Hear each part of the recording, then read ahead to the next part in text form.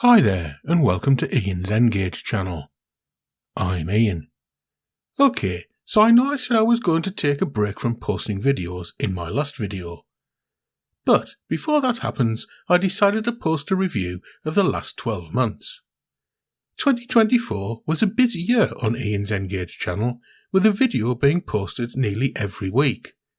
In fact, there were 48 videos released overall, covering a wide variety of subjects. Videos covered various aspects of the hobby and included loco reviews, DCC fitting guides, experiments with servo motor control, and using my cricket machine to create useful gizmos to help with track laying and wiring. There were even videos charting the progress of building Shelfington. So in this video, I'm going to take a look back at what happened in 2024, a year that could easily be called the year of the tricky bit.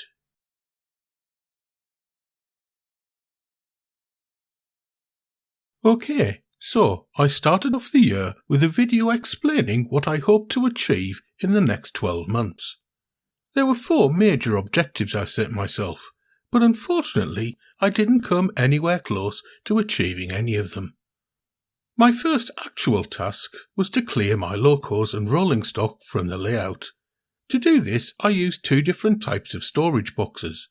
Cardboard boxes containing foam inserts were used to store my rolling stock, while laser-cut MDF boxes by Scenics were constructed and used to house my fleet of locos. These storage solutions worked really well, giving me quick access to my locos when required, and proved a great portable storage solution for my rolling stock that kept everything together in one place. Once I had a clear area, I could start to plan laying track for Shelfington. As per the plan, track laying would start with a tricky bit of track work at the rear of the layout, behind the scenic breakboard, from then on known as the tricky bit. Before starting though, there were a couple of other things I needed to tackle. Firstly, I created some track setter-like templates from Greyboard.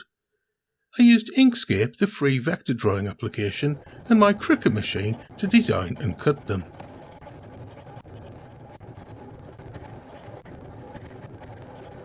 Templates were produced for the short curved track sections that represented the diverging lane of a turnout.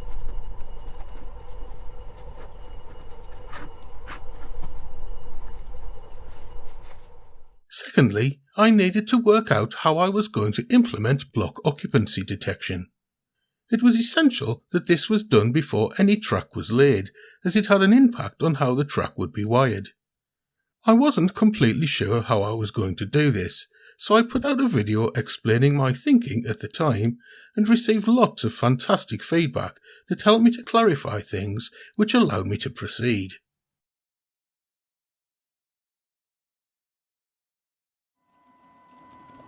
In February, I actually began to work on the layout and began tackling the tricky bit.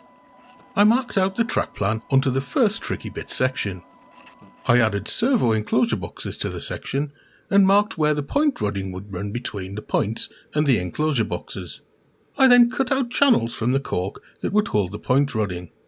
The video that marked the occasion was my 100th on the channel, and it felt like a major milestone had been reached. The channel also celebrated its 2nd birthday and had passed the 1400 subscriber mark. After producing 100 videos and keeping to a schedule of pretty much 1 video a week for 2 years, I realised that I needed a break. While I enjoyed all of the processes involved in producing videos, they were quite time-consuming to produce on a weekly basis, and the process could be a bit stressful at times, so taking a break would allow me to recharge and come back stronger.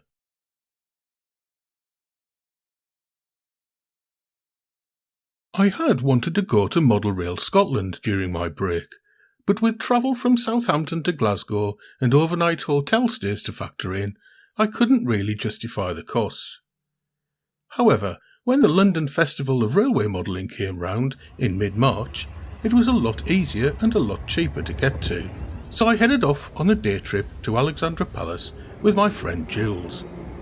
It was an excellent show, which was well attended, had lots of great layouts on display, and had plenty of retailers in attendance, all of whom were tempting me to part with my money. I managed to stay strong though, only purchasing a couple of wagons and some model people. Also in March, I decided to start a new series of stock update videos, later to be called New Arrivals, more of which later. The first one featured a Class 27 I'd obtained for an absolute bargain price, but which unfortunately consistently derailed on my test track.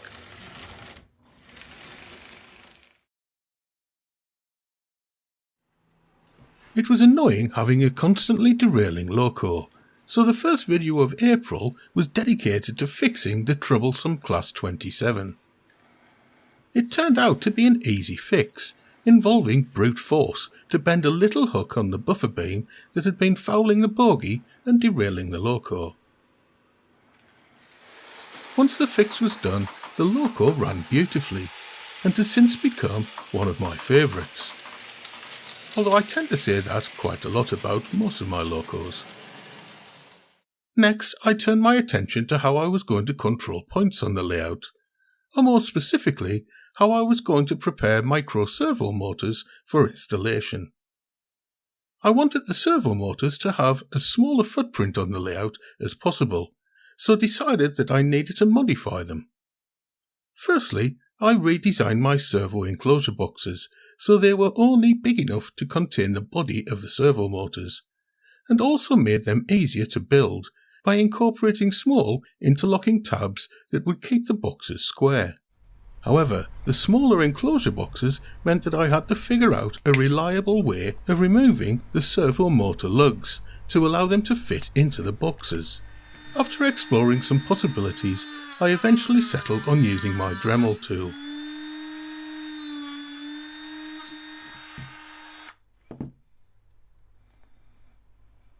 I was pleased how testing the new boxes and smaller servo motors went, which meant I could start to make progress with the tricky bit again. This time I concentrated on how I was going to install the point rodding that connected the points to the servo motors. I also had my first attempt at extending the frog wire of a point, which turned out to be quite successful.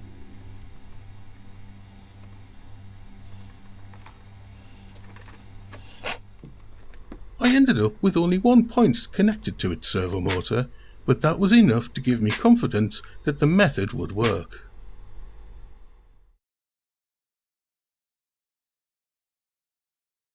It was May, and there was more progress taking place on section 1 of the tricky bit. I extended more point frog wires, although it did have a problem where one of the original bare wires snapped away from the point. I wasn't confident enough at the time to attempt to resolder it, so changed it for another point. I went on to lay the points, connecting the point rodding and then cutting the track for the remainder of the section. I used the Type 90 staples I was fond of to secure the track temporarily to the baseboard, then took it to the train room to see what it would look like. As this was all temporary, I ended by showing a list of things that needed to be done before the section could be permanently installed in the train room. While I was quite happy with how I was going to install the servo motors, I still wasn't completely sure how I was going to control them. So I made a video sharing my thoughts. I discussed various possibilities, specifically a servo controller made by the now defunct DigiKeys, a collection of devices made by Megapoints controllers, a specialised Arduino-based control where I could implement my own software to control the servos, the Arcamora DCC Next controller, which is a proprietary Arduino servo controller, and finally an accessory controller made by ESU, called the Switch Pilot Servo. The ESU Switch Pilot Servo is the one I ended up favouring. June saw my first DCC decoder fitting of the year, with the Revolution Trains Class 1 to 8. The loco ran okay on DC, but after receiving its DCC upgrade, ran so much better. The only problem I had during fitting was that I managed to break off one of the exhausts, which was perhaps inevitable for such a detailed model. Next, I was back to looking into servo motor control, and I attempted to set up the Switch Pilot 3 servo. This was the first time I'd tried to control a motor using an accessory controller, so I was a bit nervous about how things would turn out. However, the small OLED display on the device made it extremely easy to set up, as it kept you informed about what you were doing. Most other accessory controllers work by displaying a series of flashing lights that you had to keep track of to know what stage of the setup you were at. But the Switch Pilot 3 servo interface was superb. This was now definitely the way I was going to go for the majority of my point controllers. There was more progress on the tricky bit in June, as dropper wire locations for the track were marked and then drilled through both the foam and then the plywood baseboard in the train room. However, there was a problem that needed to be addressed when the holes for the servo wires turned out to be too close to the back wall. A solution would need to be found before more progress on the tricky bit could be made.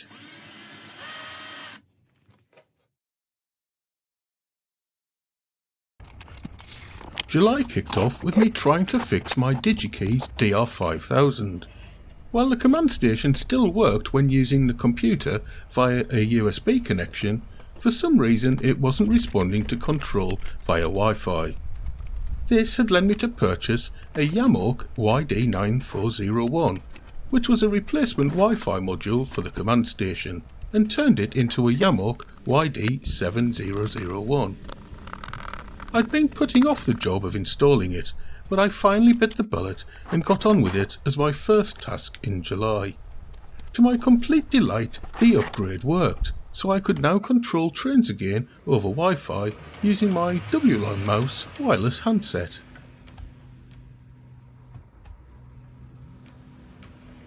I hadn't intended to, but I had a week off from video production in July.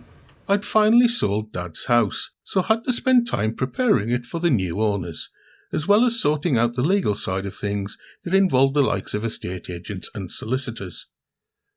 I didn't really have any emotional attachment to the house, but I would miss the garden, as it was where the vast majority of my flower and nature photographs were taken. Let me reminisce for a few moments.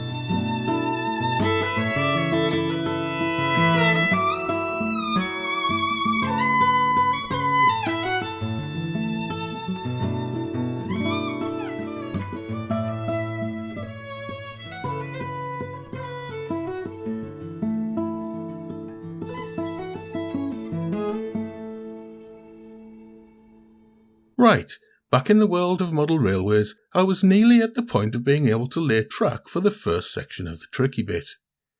However, before that could be done, I needed to make some more modifications to the servo enclosure box design. The primary objective of the redesign was to allow servo motors to be released from the enclosure box should they fail, as with the existing design they'd be trapped in place. This was achieved, so it was full steam ahead with work on the tricky bit from August.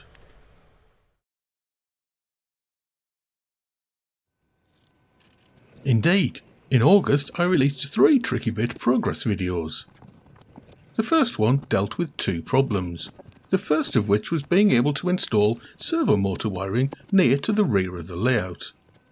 The simple solution was to dig out a channel so I could route the wires away from the back wall.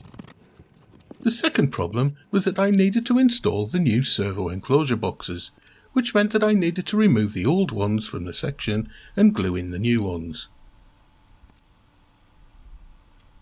The next tricky bit update involved a couple of major steps forward. I glued down the points, meaning that they were the first permanently fixed pieces of track on Shelfington. I then experimented how I was going to solder dropper wires to the track. After quite a few tries, I eventually decided on a method that worked the majority of times I tried it. So I took the plunge and added dropper wires to all of the track pieces for the first section, and tested them for electrical connectivity.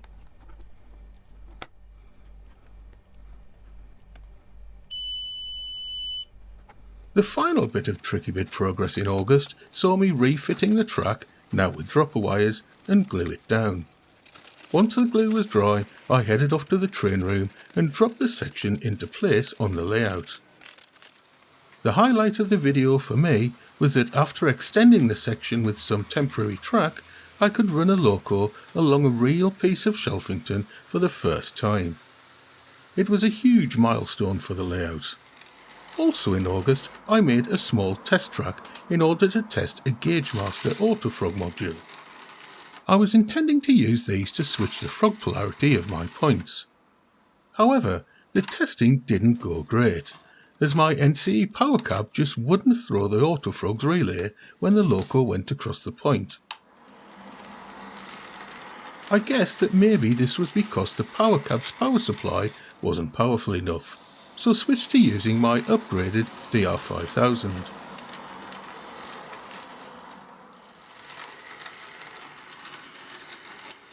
This worked perfectly.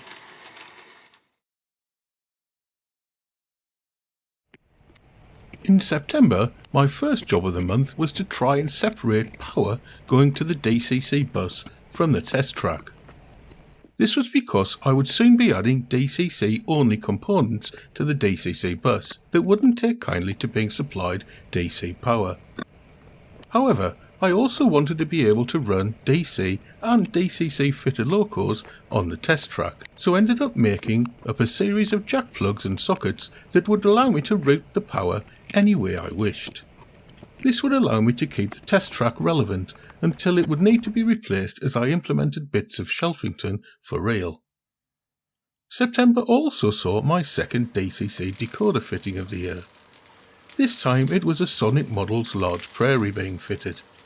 The model already ran pretty amazingly on DC, but after DCC fitting was absolutely superb. However, fitting a decoder to this model was a complete nightmare, as it had very thin boiler support rods connecting the chassis to the boiler. These needed to be disconnected in order to get inside the loco, and yes, I managed to snap one of them off.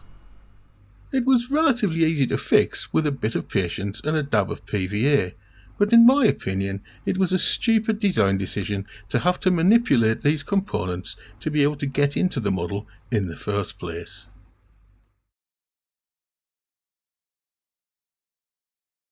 It was the start of the troubles with my hand at the beginning of October, and instead of working on the tricky bit, which I'd intended to do, I put together a Meet the Fleet video. This detailed all of the locos I'd added to my fleet since the previous Meet the Fleet video, which I'd posted about a year earlier.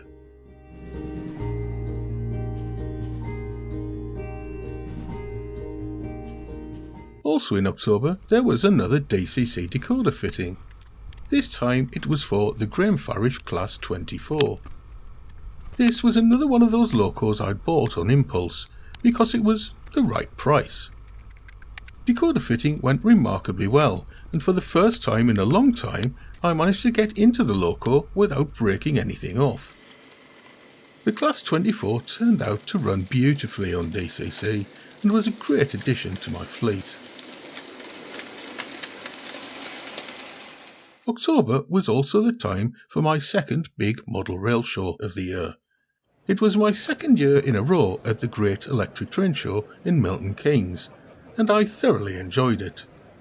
I was there on both the Saturday and the Sunday and saw some excellent layouts, met some wonderful people, and spent far too much money.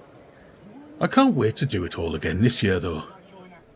I finally got back to the tricky bit at the end of October and started to work on section 2. I transferred the track plan, positioned the points, dug out the point rodding channels,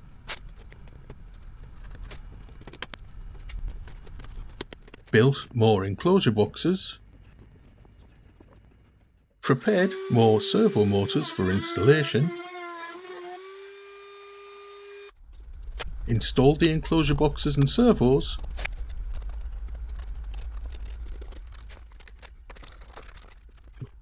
added the point rodding, and ended the video by testing the point rodding.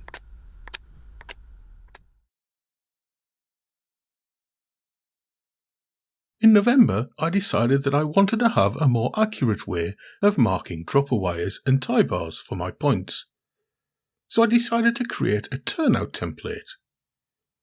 I used a combination of Rail Modeler Pro, my track planning software, and Inkscape, the free vector drawing application, to create the template. I then cut the template out of 2mm thick Greyboard using my Cricut machine. The template has proved to be very successful in helping position points on the tricky bit. Talking of which, I managed more progress on the tricky bit towards the end of the month. In the first 2 progress videos, I'd plucked up the courage to completely replace the fragile point frog wire with one of my own. I also used my turnout template to help mark the position of the frog wire before drilling through the markings. The remaining track for the section was then cut to size and temporarily fitted to the second section. In the second progress video for November, I marked where the holes for the track dropper wires would go, and then drilled them. I then drilled through these holes into the plywood base board in the train room, and learning the lessons from the installation of the first section, I created a channel that could be used to install the servo motor wiring.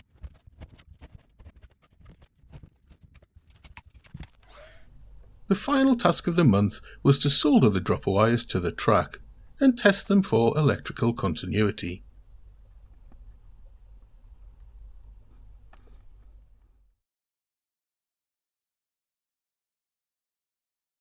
At the start of December, I decided to do something a little different on the channel. With Christmas fast approaching, I decided to put out a gift ideas video, suggesting types of tool for the budding railway modeler that I'd found useful myself.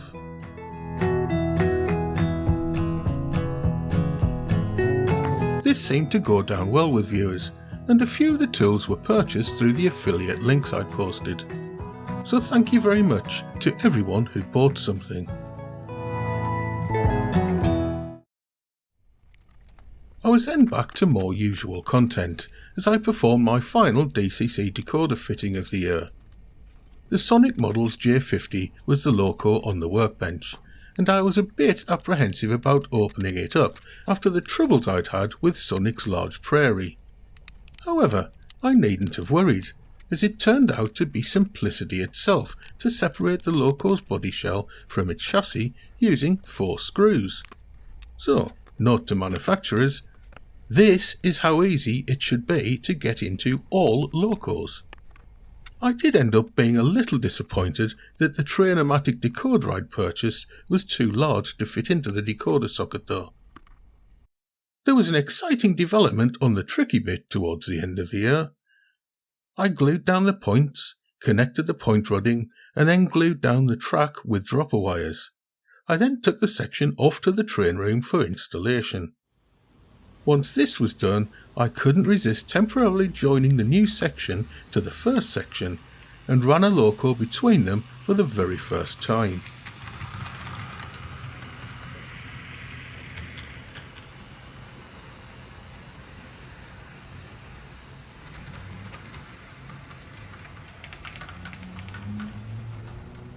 It was another major milestone moment for Shelfington. I finished off the year in light-hearted fashion by releasing a bloopers video that mostly showcased my inability to read out loud from a script. I think the takeaway from this is that while it's nice to have the fine details on these models, it's becoming increasingly... I think the takeaway from this is that I can't speak properly.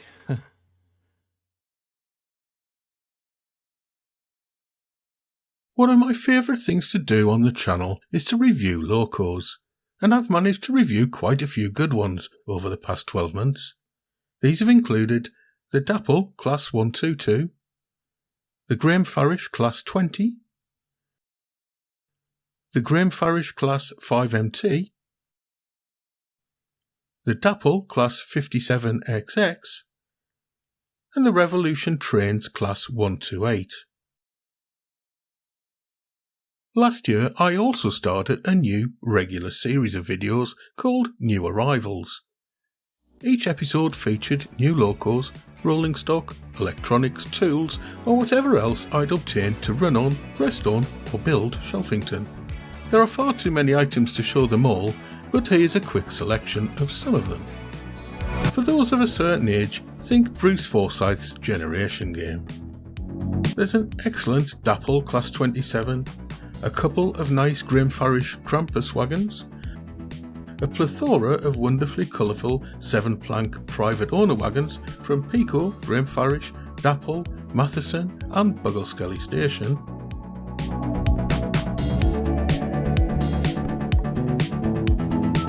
a Yamok YD9401 Wi-Fi module upgrade for my DigiKeys DR5000, a really beautiful Graham Farish Pullman brake composite corridor coach, an extremely versatile ESU switch pilot servo accessory decoder, a really useful drill guide tool, 2 Revolution Trains Class 128 parcel units, a number of DCC decoders from Zimmo, Bachmann and Trainomatic, some DCC Concept bus spike suppressors, the extremely good Sonic Models Large Prairie, a very good looking Graham Farish Royal Mail Mark I brake gangway coach, an extremely useful Gauge Master wheel cleaner,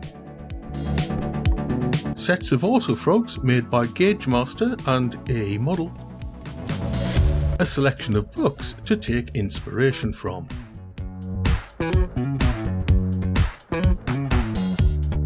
an assortment of connectors for working with wires,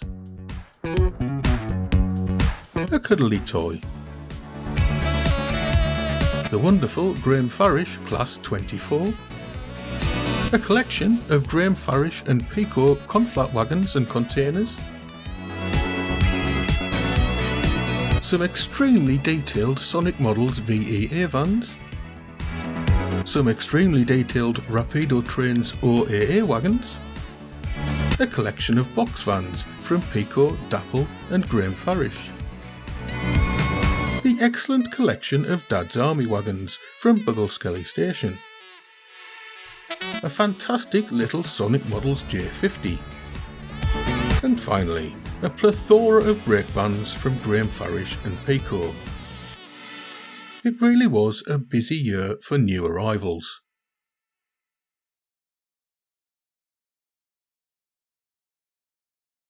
Okay, so that's about it for this review of 2024.